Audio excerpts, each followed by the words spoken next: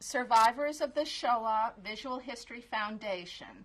Today's date is May 1st, 1998. The survivor is Walter Ciodyk. His name at birth was Ciodyk. The interviewer is Gail Mermelstein.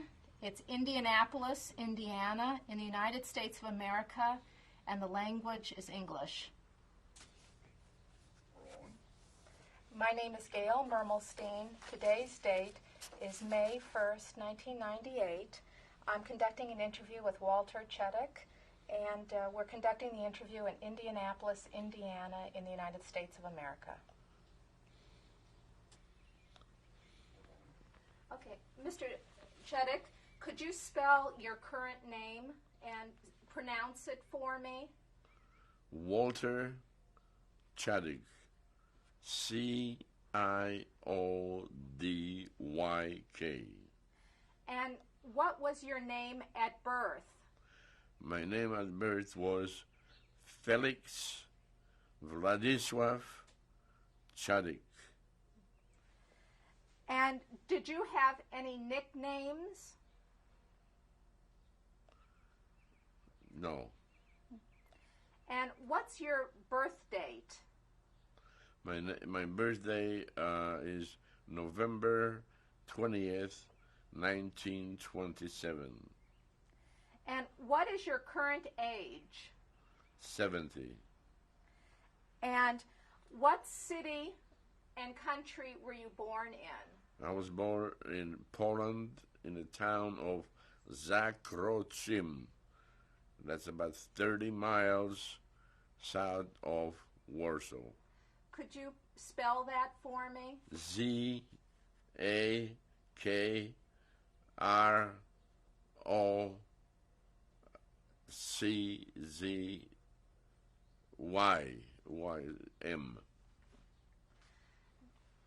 Let's talk a little bit about your childhood. Can you tell me a little bit about your family and growing up? Okay. We were living in this town of Zakroczym. My father worked in Warsaw and commuted by train and a bicycle each day to work. I went to school in this town, and my mother worked at home, and my sister also went to school. My sister Maria, who is 5 years older than I am, went to the same school as I did. What was the name of the school? And what kind of school was it? It was a public school, of course, but we were taught everything. There were no restrictions. So we were taught religion and so on and so forth. Jewish people were allowed to study their own. They did not have to participate in our religious activities. How many days a week did you go to school? 5 days a week we went to school. Okay. Were you a good student? Were you good in school? I was pretty good too, yes. Did you have, who were your friends? Did you know different types of children, Jewish children and Poles? Who did you play with, and who were your friends when you were a child? Well, my friends were mainly those boys and girls from the school that I went to, and the neighbors. We didn't go very far, as there were no transportation except bicycles, so those that were close were all friends, and we played with and go to school and to church, go to the beach, go fishing together close by. Who lived in your home? Was it just your mother and your father and your sister, or did you have other people or relatives? Yes, as you said, there was my mother, father, my sister, and we also cared for my grandmother, Felixa who was living with us. Were you middle class, or what was your family, poor or wealthy? What kind of family were you? We were well off. My father worked in the armory in the city of Warsaw, and also mixed with politics and other things from which he derived income. So we were comfortable on a standard of living at that time. We were very comfortable. Tell me a little more about your father. What kind of job and what kind of politics? Okay. My father was, he was a veteran of the First World War, blind on one eye. And he worked in this armory as some kind of official where they used to make arms, rifles and things and so forth. And at the same time, he was a member of the Loan Savings and Loan Association. That was his, I don't think that was a non-paying job, but he contributed his opinions to it as advisor.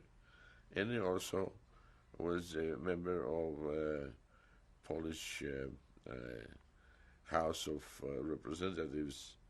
I think at least at one term, if I remember right, that he the company, the party was called Narodowa, Partia Narodowa. That's a People's Party. Did you talk about politics at home? Did he share his thoughts at home? I was young and I did not understand much, but yes, we were taught about being patriotic, love Poland and love your neighbor, and we were informed about the problems that were brewing at that time, that the war was coming on and all that.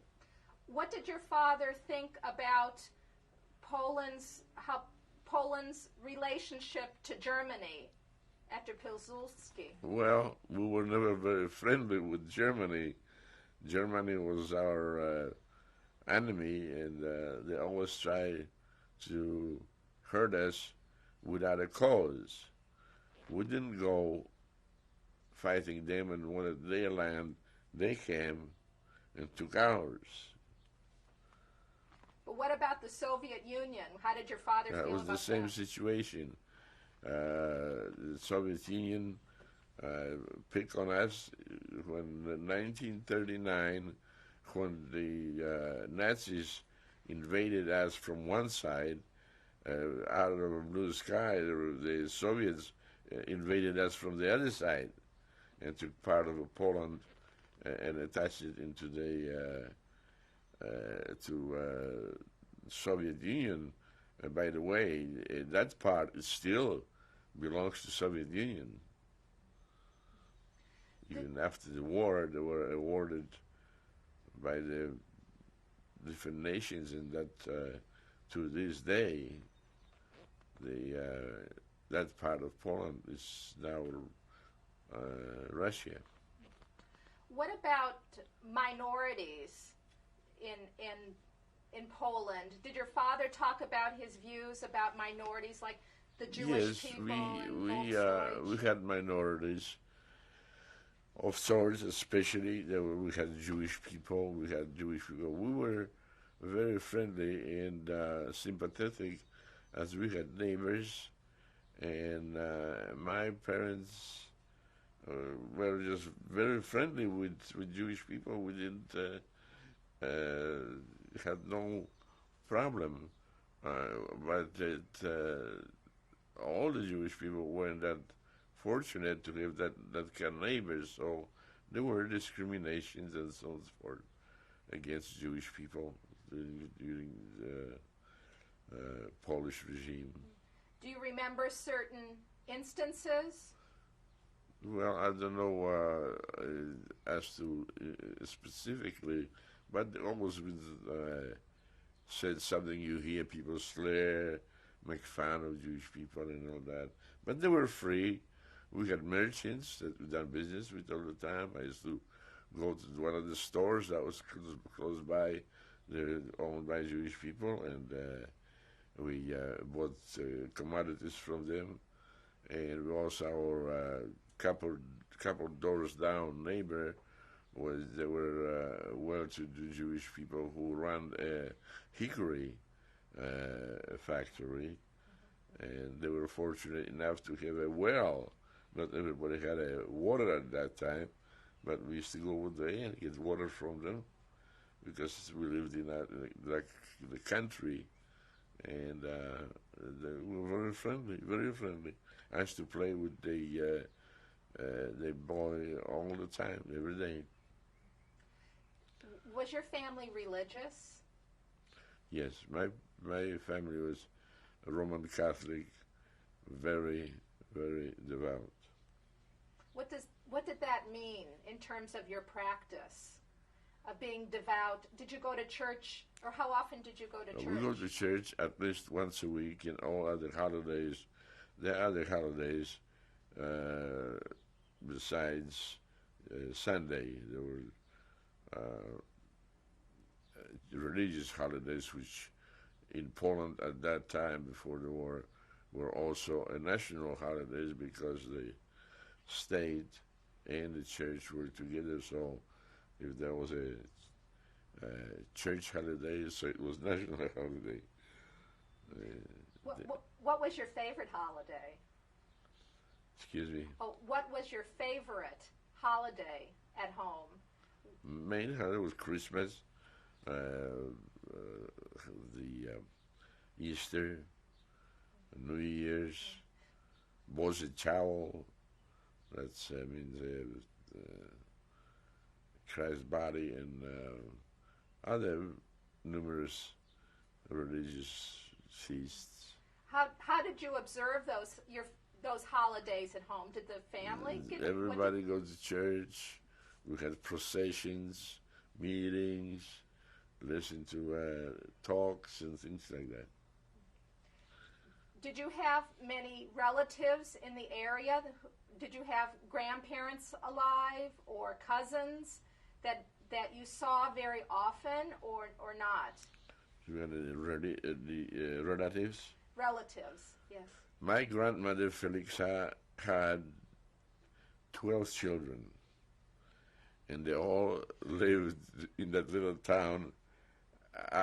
All but few, they were married and lived right in that little town where we lived in. So we had plenty cousins and uncles and aunts.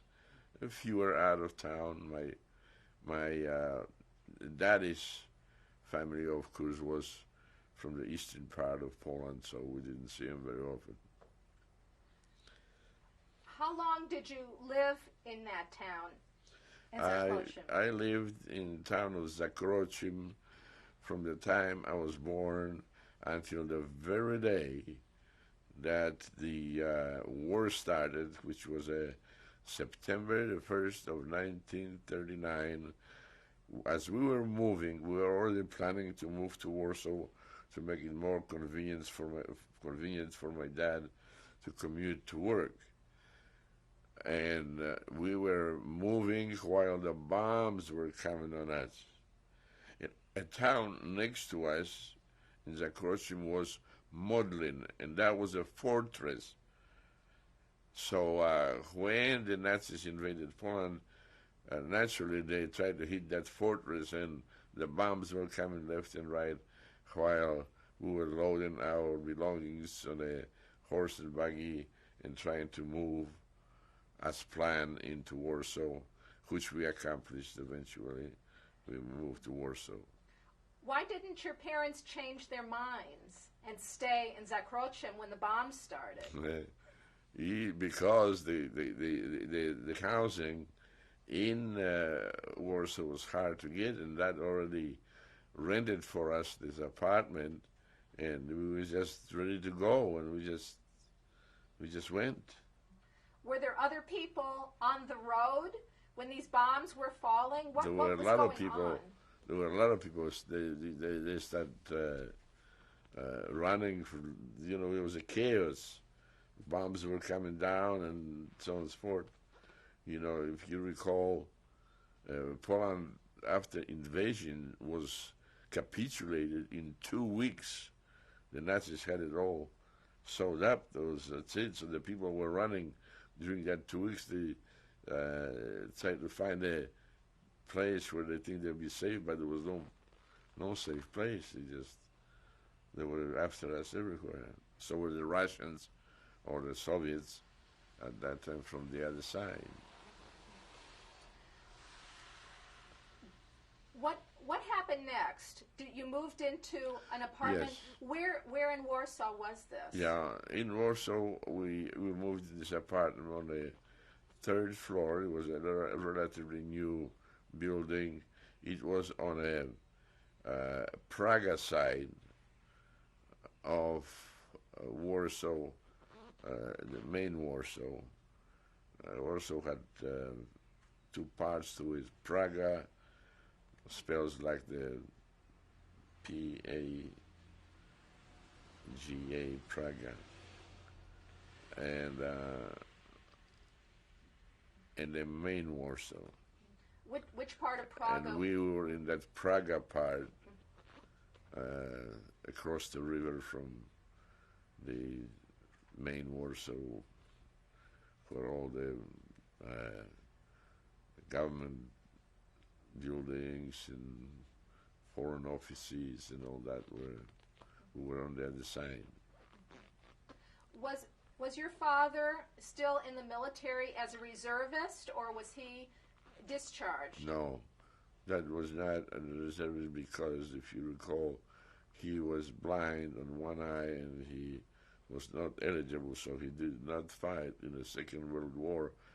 He became a fugitive because of his political affiliations and very patriotic life that he led, and he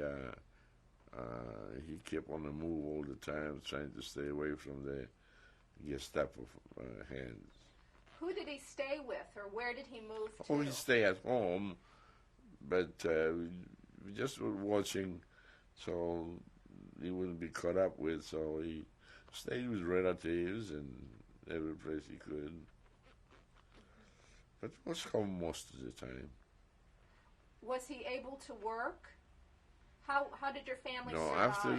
after the war, after the war of '39, since he could not return to his old activities, so whatever work he could find, that's what he did. He was very handy carpenter in his days, so he used that as a crutch to help my mother and provide a living for us. How did you get enough food to eat? Was that a problem, to find enough food? Well, it was very difficult. The 5 years of occupation was very bad. I don't remember that I had enough to eat in 5 years' time. One time, always hungry. I was young and I was always hungry.